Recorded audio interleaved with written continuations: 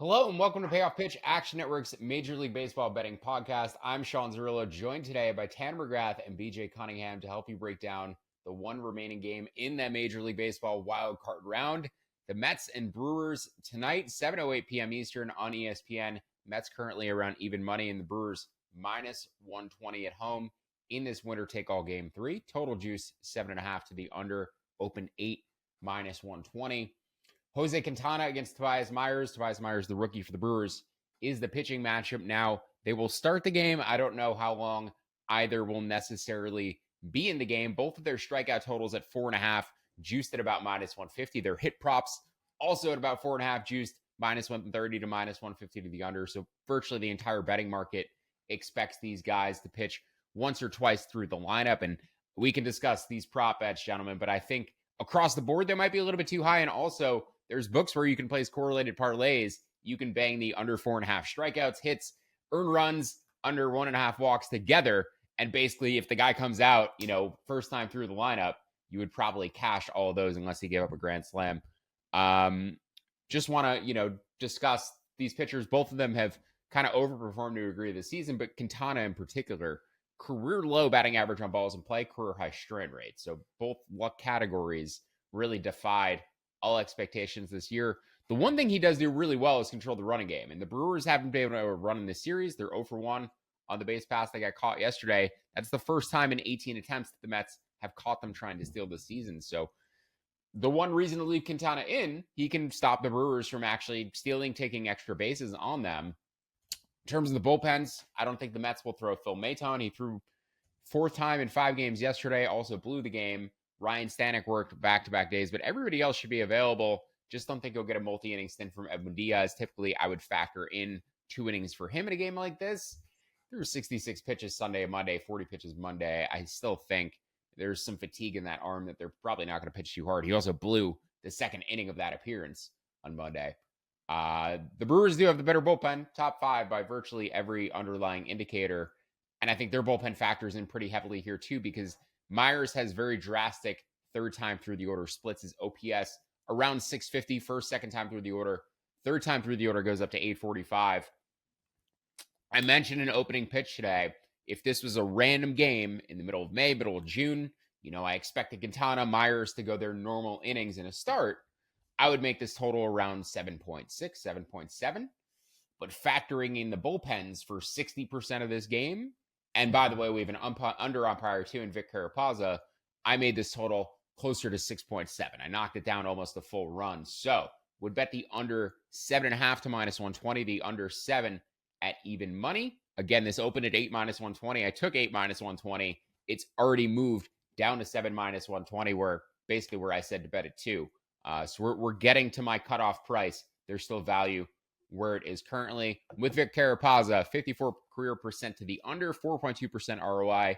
And then also, since 2005, in winner-take-all elimination games, when both teams are incentivized to use their bullpens as aggressively as possible, not individual wildcard games, not when we had that one-game wildcard format, but wildcard series, divisional series, ALCS, NLCS, and World Series, unders are 23 and 15 in those winner-take-all games. So I think, generally speaking, the unders are valued in this type of spots when both teams are extra incentivized to go to their best pitchers or go to a new pitcher every inning. BJ Cunningham, Tanner McGrath, thank you for joining me this morning to help break down this game, break down the 3 series that we have in the divisional round. Tanner, you were here yesterday, so since you're the incumbent, I'm going to throw it to you first. Any bets for you on Mets and Brewers tonight at 7:08 Eastern? There's already been so much said about this game. I don't feel the need to add too much to it, but the under is generally an autoplay in these spots. It's a kitchen sink game for both teams. Your projections make it 6.7. I couldn't agree more. Jose Quintana, he pitched twice against the Mets against the Brewers this year, Went scoreless through the third inning or first time through the lineup in both times. It's worth mentioning also that the Brewers are slightly worse against southpaws, about 7% worse on the year. So that's worth mentioning, I think. Tobias Myers pitched against the Mets last Saturday. 4 innings of 1 hit shutout ball with 5 strikeouts. He also has a 2.3 ERA his first time through the order and an 18% strikeout minus walk rate in his second time through the order. And as you mentioned, we highly doubt he'll see the order a third time. I feel pretty confident in those two.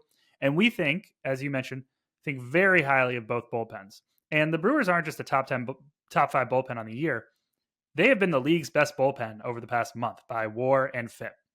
The Mets have been a top 5 bullpen during the past month by WAR, FIP, expected FIP, strikeout rate. They have the second highest strikeout rate, just one of 2 teams since September 1st with a 30% reliever strikeout rate.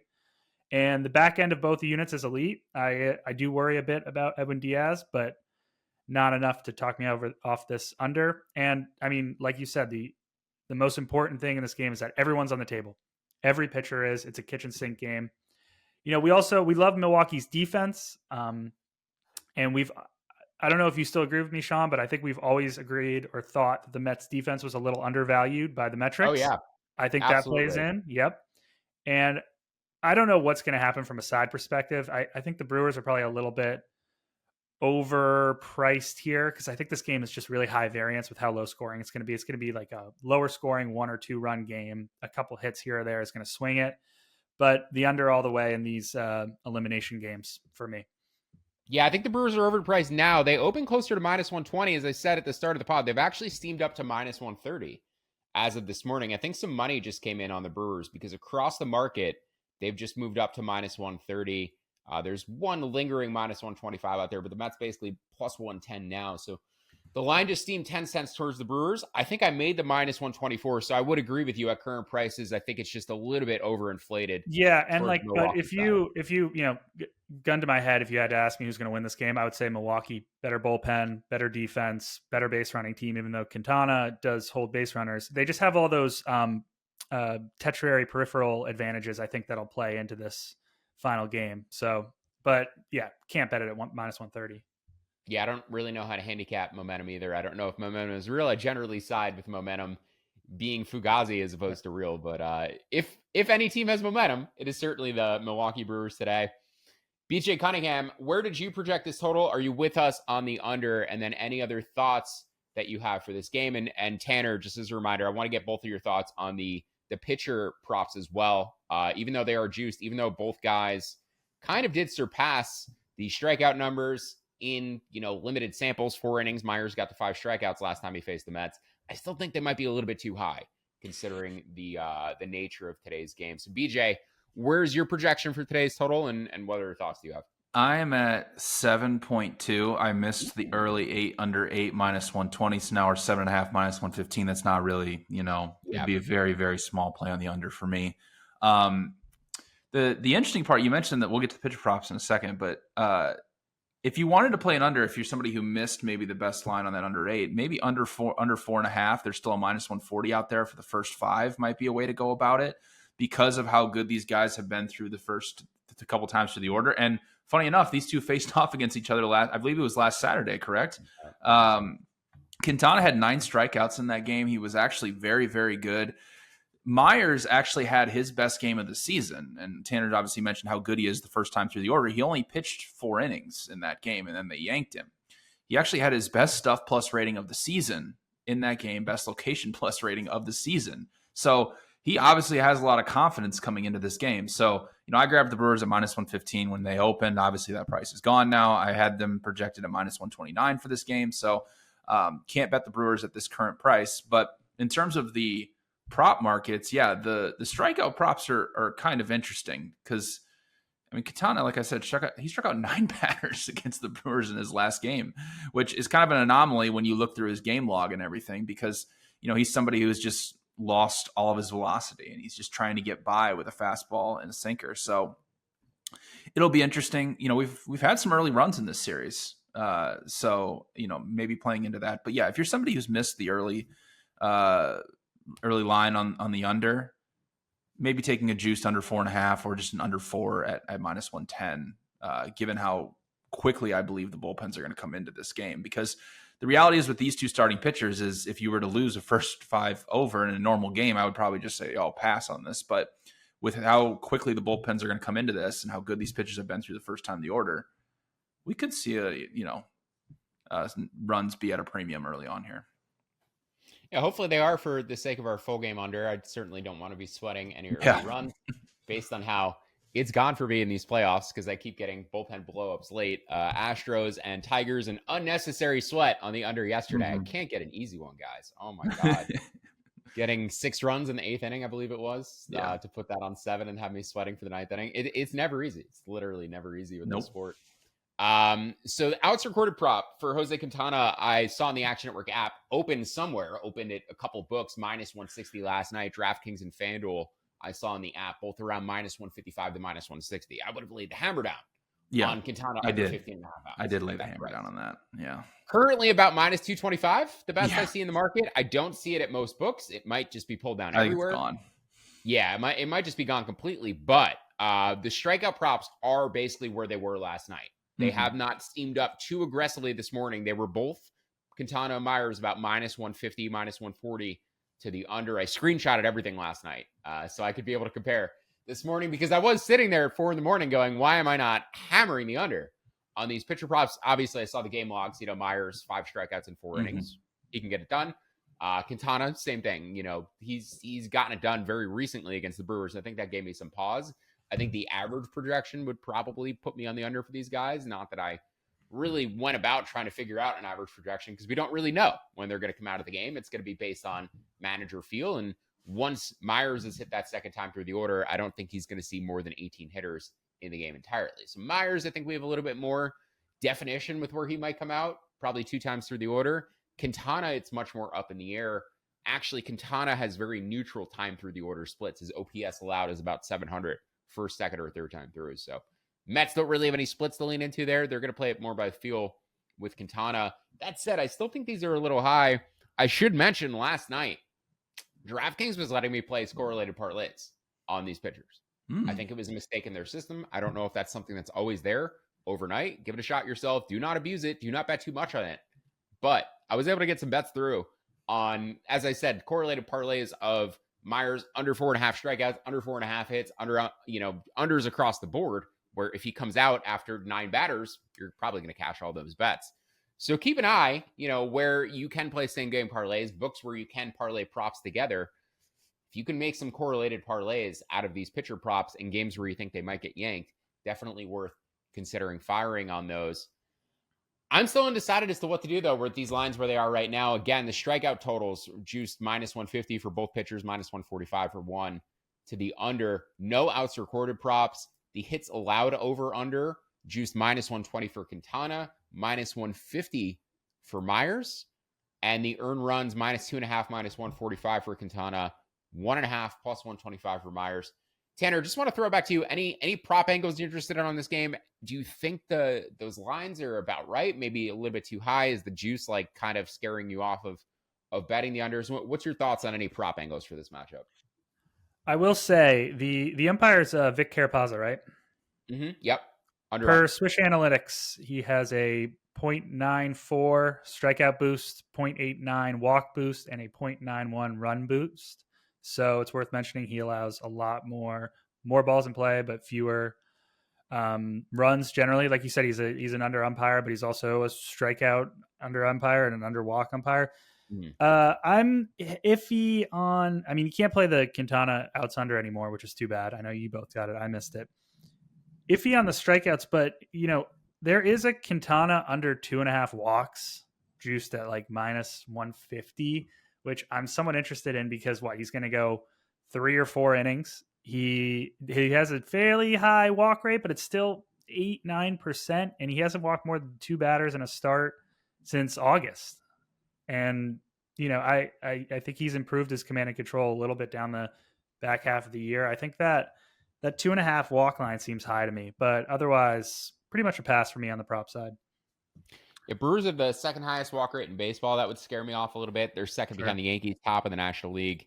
That's how they have success offensively. They don't hit for a ton of power, but they find ways to get on base, and then they go first to third on you constantly, and they're really annoying to play against. And they constantly have a guy in scoring position with 1 out, because every time somebody does get a hit, somebody's going first to third. I didn't connect on any steal props yesterday. I'm a little bit hesitant to fire any today. I would be shocked if the Brewers did not steal one base successfully in this series. If they don't attempt one, I think that happened to them last year too. I feel like last year in the playoffs, they went out without ever running. If this is what got you to the postseason, I don't see how you don't run in the playoffs. I know it's 3 games. This is a team you've stolen on all year, though. So at some point, the Brewers have to get the runners on the base pass going today, I would imagine. It's like the Yankees, going out of the playoffs without using Mariano Rivera. Like this is your best skill. You can't go through the playoffs without actually trying to deploy it at some point. BJ, any prop thoughts for you on Mets and Brewers game 3? But one thing I'll just say is I was able to parlay the all the unders on Tobias Myers, the under hits, under earned runs, and under strikeouts. We had about 4-1 on a same game parlay there. So they actually let it go through, huh? They let it go through. I didn't bet a ton of money on it. I'll put it that way. I didn't hammer it, but they let it go through. Yeah, I can't even. It's when I'm like pairing them together at this point, it's telling me your picks cannot be parlayed. So they put some sort of block on my account. I think relative to last night, that is unsurprising. They find ways to limit me in new and different ways and fun ways every day. Let's talk about the 3 set up divisional series, the locked in divisional series before we get out of here. As a reminder, there will not be a podcast in tomorrow's feed. This will serve as our divisional series preview. We will be back on Monday to talk about game 3 of the AL divisional round. But let's talk about the Cleveland Guardians and the Detroit Tigers. Cleveland won 7 of 13 games in the regular season. They have the better bullpen. They have the slightly better offense, in my opinion. And they can also match the Royals defensively and on the base pass, most teams in the American League cannot do. The big advantage for the Tigers here is the schedule, because it's going to allow, there's an extra day of rest built in. It's going to allow Tarek Skubal to go on full rest in games 2 and games 5 for Detroit. I still projected the Guardians at about minus 140 in the series, though it opened minus 112 yesterday. I said to bet it to minus 130. Their game 1 line is minus 146. So I was able to bet a minus 112 for a series where the game 1 line was minus 146. Hopefully the Guardians win that game, and then we'll have an opportunity to maybe buy in on the Tigers plus 1.5 games, find a way to middle this series somehow, considering, as I said, Skubal going in games 2 and games 5, it's very likely that they win at least 1 game in this series. Some alternative ways I go about playing the Guardians from a value perspective right now. I make them about plus 290 to win the AL pennant, plus 900 to win the World Series. You can get as high as plus 350 and plus 1100 respectively. It is just the Yankees versus the AL Central at this point. If the Yankees do not make the World Series, their fans will riot. The Guardians have the bye. The Guardians are underrated. I think I'd still take the Yankees pretty clearly in a series over Cleveland. I'd still make them about 60% or higher, but I still like the Guardians from a value perspective, not only for this series, but also for the AL pennant and World Series futures. Tanner, Guardians versus Tigers. Any thoughts for you early on this series, which is going to get started on Saturday? I do agree with you that the market pricing game 1 higher than pricing the series line on Cleveland seems a little weird. I do wonder, though, if the market and projection systems aren't correcting enough for Detroit's chaos pitching model, which is just working. And you mentioned it on yesterday's podcast, Cirillo. Every year, some bullpen gets hot and carries their team to a pennant or a World Series. Why can't it be Detroit? The 100 reliever Tigers, the depth Tigers, the guys that just throw a million arms at you, have been lights out for 2 months now. And because they're throwing so many relief innings, I said yesterday, the Tigers have thrown 20 more relief innings than any team in baseball since the start of September. They are averaging 3.5 innings for every start by their starter, I should say. I mean, if this keeps working at this rate, they might not allow more than 2 runs in any game for the remainder of the playoffs. I hesitate to say that, but it's working really well. And it's an interesting strategy that I think is something to monitor very closely. I have huge worries on the Cleveland side in their rotation, which I think is a bunch of guys with home run problems, which just freaks me out, especially in a playoff setting.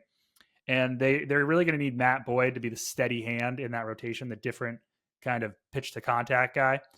And, the Guardians bats, they've slumped their way through the second half. I still think that if you projected out them versus the Tigers lineup, the Guardians would be the slightly better lineup, but they haven't been good since the All-Star break. They've been a below average lineup since August, basically. That said, the Guardians' dominant defense and their amazing bullpen just kind of scares me away from betting Detroit futures. So I'm staying away from this one, but I'm very intrigued by the Tigers and what they're doing. Yeah, I talked about it, right after the trade deadline. I said eventually some team is just going to go bullpen crazy and bullpen their entire way through the playoffs and into the World Series with one starting pitcher. The Tigers are very much set up to Could do be that right Detroit. now. Why not Detroit? Yeah, they've just been playing the game differently than everybody else. And it may, because of how they're doing it and how much success they're having with it, it may cause other teams to reevaluate how they want to play playoff baseball going forward. Playoff baseball is different than regular season baseball. You get the off days built in. You're able to use your bullpen more aggressively. There's no reason why you should be letting a starter face the order through for a third time if there's going to be a significant drop off in effectiveness. The one mistake Hinch has made was bringing in Jackson Joby to a very high pressure situation, not knowing what was going to happen. That was like a very high variance move with a wide range of outcomes that ended up backfiring. It could have backfired even worse than it did. But that was that's the first time I've been at a move he's made in the past 2 months. So AJ Hinch went full heat check in the moment, bringing in Joby to that situation. I doubt he makes that mistake again with the rookie, but yeah, he's been phenomenal.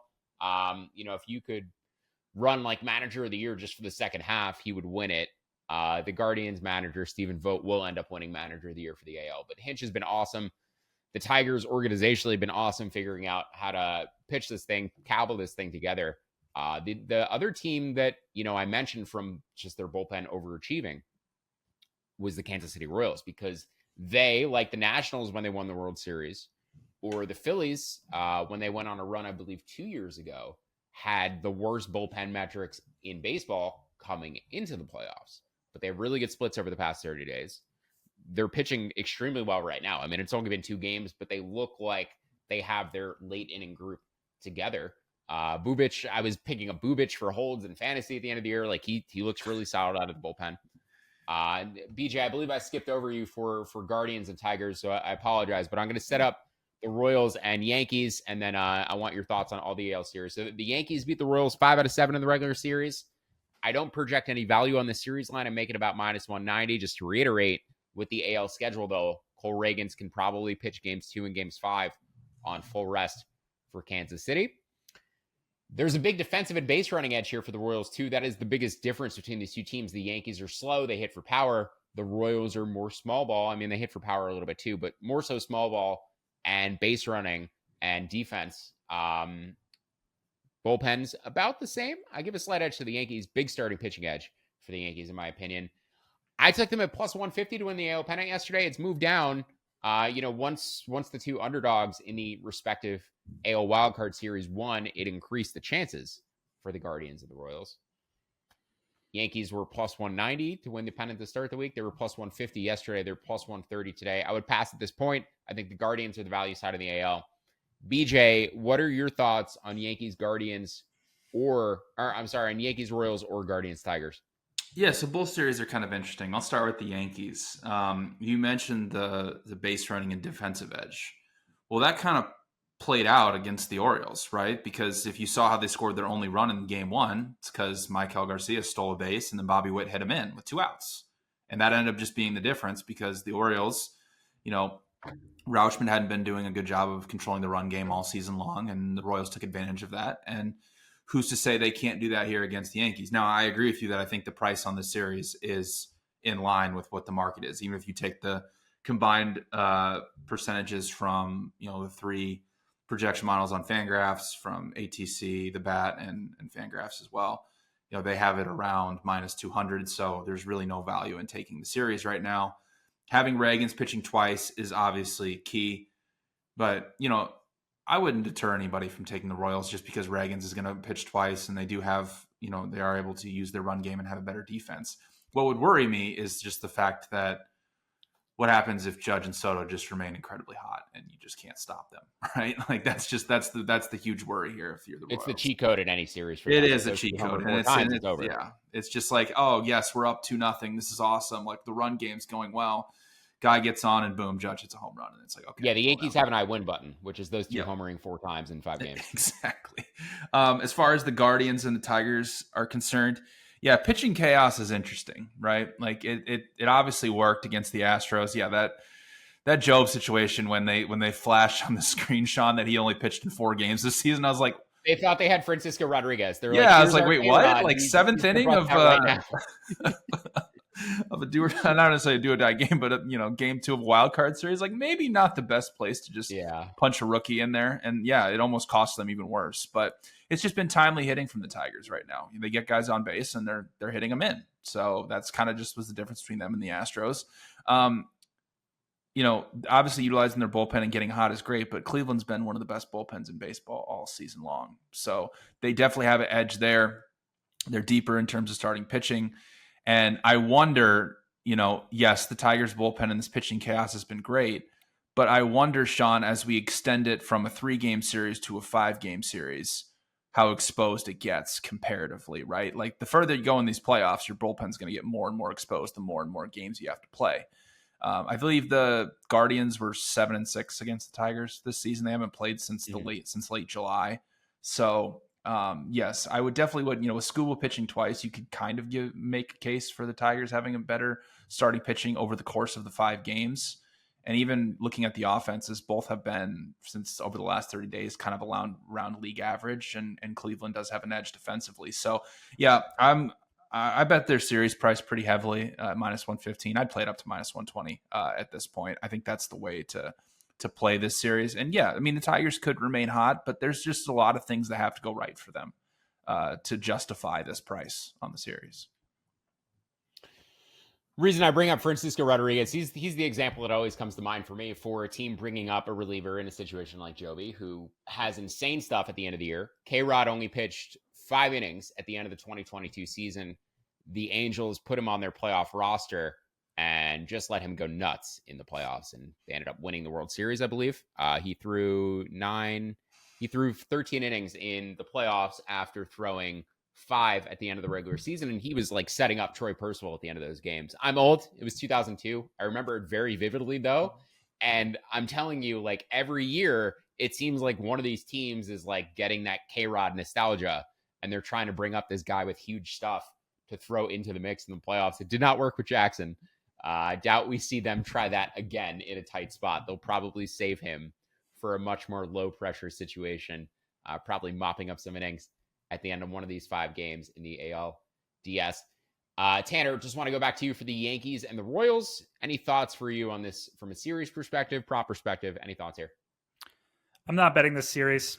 I worry about Kansas City's rotation. I worry about their bullpen even more, even though I do like how they've adjusted away from the MacArthur-Schreiber duo, which was disastrous, and towards some better high-leverage relievers. But they are overperforming, and I'm relatively low on the Yankees as a whole. I think there's a lot of holes in that roster, but they just have too much star power, I think, to blow this series between Cole, Rodon, Soto, Judge. And the one guy, this is the one thing I'll be watching for in this series. Does Clark Schmidt make a big appearance? Been hurt for the majority of the year, came back and posted 5 okay starts in September, 3.6 ERA, 4.4 expected FIP, 26 strikeouts in 24 innings, but also 10 walks. But I thought he was having a breakout year before his injury. I mean, so first, the Yankees love teaching guys cutters. We always talk about that. Now it's Schmidt's top offering with a 32% whiff rate and a 34% chase rate. His stuff numbers have skyrocketed year over year, career high 116 across his arsenal, with huge marks on his slider and knuckle curve, his 2 breaking balls. And behind those 2 improvements, he posted a career high 26% strikeout rate. If he gets a start in one of these next few series and he looks really good, I think it could maybe change the complexion of the Yankees championship status or chances. So that's the one thing I'll be monitoring for this series. But I do think the Yankees pull it out in the end. Yeah, I think Schmidt is a big reason why I like the Yankees from a futures perspective. I think he's an extremely solid number 4 starter, maybe the best number 4 starter on the American League side, pretty comfortably, actually.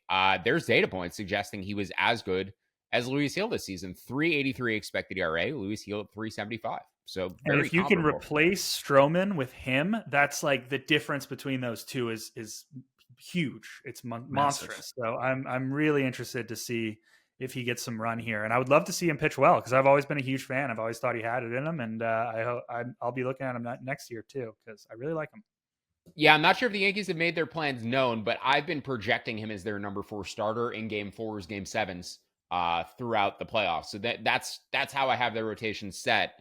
Is Cole, Rodon, Heel, and then Clark Schmidt in number 4. I guess you could flip Heel and Rodon. I would imagine Rodon with the contract Money comes before skill sometimes. Even though Heel has been better at points this season, I still think Rodon gets the ball in game 2. It's easier to blame the guy getting $200 million if he ends up blowing one of the games in that series. So finally, the moment we've all been waiting for, drumroll please. The San Diego Padres against the Los Angeles Dodgers.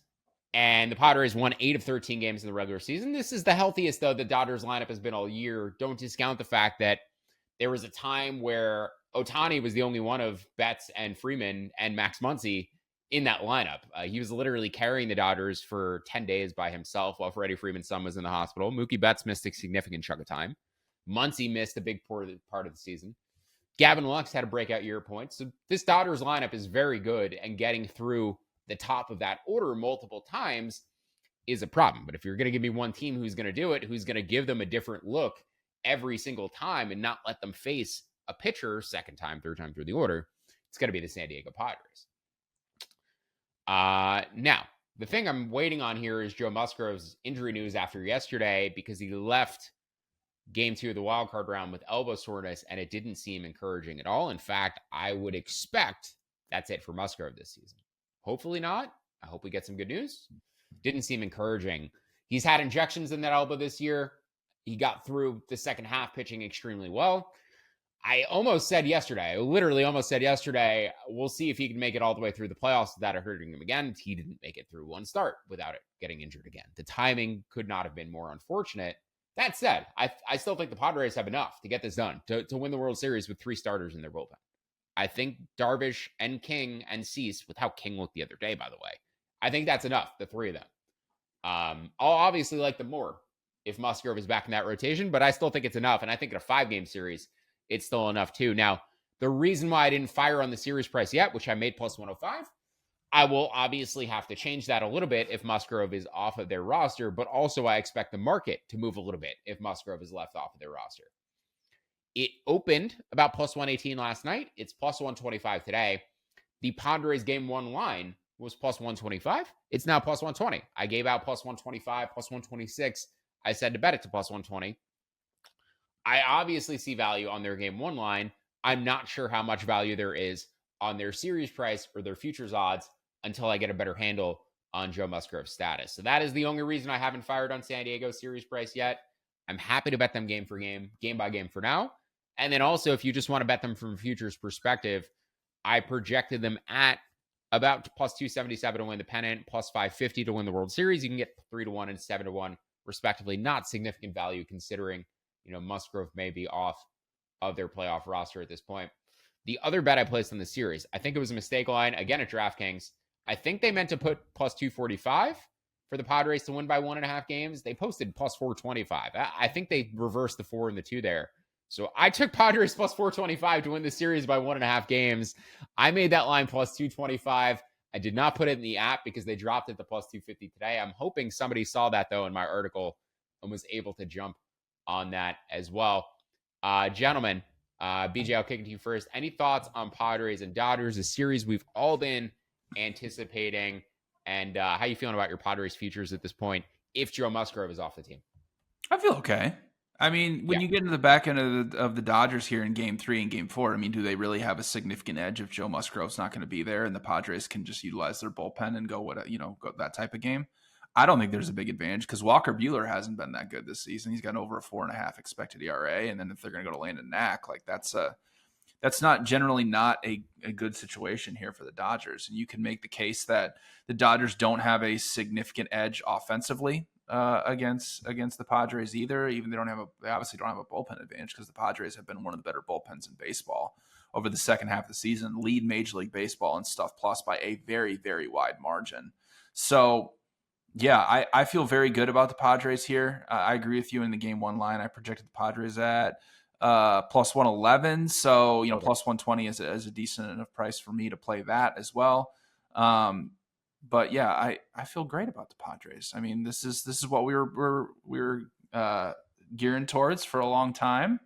We're here and we feel good about it. I mean, they got better starting pitching and they got a better bullpen, and their offense is to the level of the Dodgers, whereas most teams in these playoffs don't have the offense to compete with the Dodgers. So it's Padres all the way. Yeah, when I started firing on the Padres, they did not have Musgrove or Darvish. They had King and Cease and a good bullpen.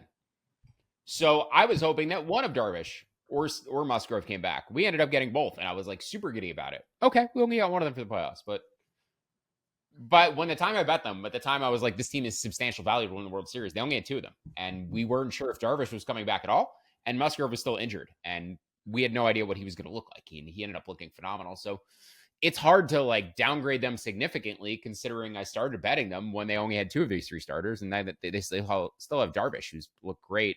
Tanner, any thoughts on Padres and Dodgers from a series perspective? Any thoughts on game one? And how you feeling about these playoffs overall? I think the Padres crowd has just been immaculate. I think they were fourth in attendance this year. They've been top five in attendance for the past 3 years. But even when they were below 500 in June, July, I watch all these games. Their park has been packed all year. So I feel like these fans really deserve a significant playoff run from this team. And I could not be more excited to watch these 5 games between the Dodgers and Padres. You guys probably said a lot of what I might say, but this one is easy. We love the Padres. We absolutely adore them. They're my pick still to win the World Series. I think they're the best team in this entire field, and I am absolutely betting them to beat the Dodgers with or without Musgrove. They have the deepest, best bullpen in the remaining field. They have a high floor, contact-based, pesky lineup with power bats behind the top guys that get on base. They're the best offense in baseball against right-handed pitching. And by the way, the Dodgers have like 0 left-handed arms. Their only 2 southpaw pitchers in the playoff roster are relievers Alex Vesia and Anthony Banda. Dylan Cease and Michael King give you an awesome 1-2 punch. King has improved so much in the second half of the year. The tunneling and run on his sinker slider mix is immaculate. He looked like a Cy Young the other day. It's a pitching ninja dream, that guy. And even if Musgrove is out, which I expect him to be, which I'm just betting him either way, I'm not overly worried because they can swingman their way in between the top two's outings with a Yu Darvish and with their league best, deepest bullpen. They are a top 5 defensive team. They're a top 12 base running team. It's the whole package. The Padres are the whole package in this playoff. And for the Dodgers, I think it's the same story year after year. Can you trust this playoff rotation? Glasnow, Gonsolin, Kershaw, May, Ryan, Sheehan, Stone, all currently listed on the injury list. I like Flaherty. We all like Flaherty. But do you trust Yamamoto? He made 2 starts against the Dodgers this year against the Padres this year and allowed 8 runs across 6 innings. Granted, one of those was that fluky start in South Korea, but still. Then he's been injured all year. He looked fine in September. The numbers are okay. He also allowed 6 runs across 8 innings in 2 starts to the Rockies, including a 3-inning, 4 strikeout, 3-walk performance at home, not at Coors. And then their 3 and 4 starters are a struggling Walker Buehler and rookie Landon Knack. It's the same story year after year. I do believe that the bullpen is very undervalued because of Michael Kopech's improvements. He went way under the radar out of the pen in the second half this year. He posted a 142 stuff plus mark with a fastball that was just like 100 miles an hour cruising past guys with ride. He struck out 29 batters in 24 relief innings with a 1.13 ERA. 21 of his 24 appearances were scoreless ones. But I'm not betting against my pick to win the World Series, and I'm not doing it when the Padres are catching plus money. Let's go San Diego. I'm betting them. It's a Pods pod. Can I give you guys one more thing? Jack Flaherty, velocity, season low in his past 2 starts. First time he's dipped below 92 miles an hour. Strikeout minus walk rate in September, half of what, or down 10%, down from 24% to 14%. His strikeout rate down 5%, his walk rate up 5%. And that velocity, as I said, it's been 93.3 on average for the season. It dipped to 91.9 and 91.8 in his past. Same story year after year. The Dodgers break every pitcher. And the Dodgers and the Yankees had concerns about trading for Flaherty because there were injury issues in his medicals. Guess when they're popping up? Guess when that's coming to fruition right now? When it matters. So you can be as concerned as you want about Joe Musgrove. I have significant concerns about Jack Flaherty in games 1 and games 5 of this series. I said, Stuckey was texting me last night. He's like, how does the Dodgers rotation line up? I said, Jack Flaherty, who's half injured, Yamamoto, who's half injured, and Walker Buehler, who's half injured, and Landon Knack, who's kind of underrated, but not injured yet somehow, because he's the only one on their staff who hasn't spent time on the IL this season. I think the Dodgers are super vulnerable. This starting rotation is super vulnerable. the Padres have the better bullpen. Kopech has been awesome. I think everybody in the Dodgers bullpen has like one elite out pitch too. So there's things they can throw at you. From a matchup standpoint, I actually think the Dodgers pitching, like their philosophy counteracts what the Padres do because they're not trying to strike you out. They're trying to get you to hit into weak contact. The Padres avoid strikeouts and look to put the ball in play. So I think in terms of like how the Dodgers pitch philosophically, it does sort of neutralize what the Padres do to a degree. But that said, I still think the Padres have the way better pitching. And the more varied pitching, and they have 3 lefties to throw at Ohtani and Muncy and Freeman. Tanner Scott, Wandy Peralta, and Yuki Matsui. I feel like for most of the year, or when these teams were playing earlier in the year, it was just Matsui. They were just like, okay, here comes Ohtani and Freeman. Good luck, Yuki Matsui. Now they have the best left-handed reliever in baseball, maybe, in Scott. And then Peralta is pretty nasty as well. Gentlemen, thank you for helping me preview Thursday's wild card match between the Mets and Brewers and taking a look ahead at these divisional series matchups. Any final thoughts before we get out of here? BJ, throwing it to you first. No, it should be a very, very fun. We love do or die games, right? The crowd has been electric in Milwaukee. It'll definitely be a fun Game 3 environment there. As it overall stands, I think we've kind of hit everything. I think the Guardians are a little undervalued against the Tigers. It's a Padres pod. Hopefully they keep it moving on. And whoever wins tonight, it will be interesting because the Phillies are going to have a massive starting pitching advantage over these teams. So it'll be interesting to see what we get for a series line there and how the Phillies match up against whoever wins Game 3. Yeah, the Mets desperately need an off day too. This is their 8th game in 7 days today. They have not been off since last Thursday when they got rained out, but then they played into the weekend and then had the doubleheader on Monday. So 8 games in a week stretch for the Mets today. Tanner, any final thoughts for either Game 1 or Game 3 of the wild card? I keep wanting to say Game 1, or for the Game 1s of the divisional round. I just can't wait to watch Miami Marlin legend Tanner Scott get the save in Game 5 of the NLDS to close out the Dodgers. Let's go Padres. Yeah, let's go Pods. Let's go Fish. Thank you for tuning in. Don't forget to download the free award-winning Action Network app. Make sure to leave us that 5-star rating and review wherever you listen to the podcast. Also, check out the Action Network Discord. You can find a link to that in the episode description.